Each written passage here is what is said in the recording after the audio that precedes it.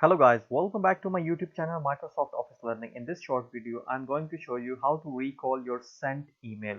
So stay tuned and watch till the end. For example, I just sent the email now. I go to the sent mail, and if I want to recall this email, I double click on email so it opens in its own window. I'll go to the file option. There is a third option, resend or recall. Click on this one. Recall this message, first option, click on this one. A window will pop up. Delete unread copies of this message. The important thing is, if your recipient has seen your email, you can't recall it. You can only recall your email when it is unseen by recipient.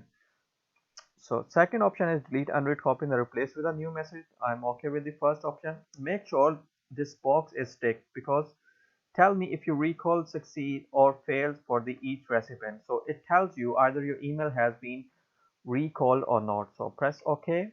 Now this email has been recalled. As long as it's not seen by the recipient, it will recall successfully. So you will receive the message as well. So this is the way you can recall your sent emails. So hit the like button if you like this video, and make sure to subscribe my channel if you want to watch more tips and tricks. So I'll see you guys in next video.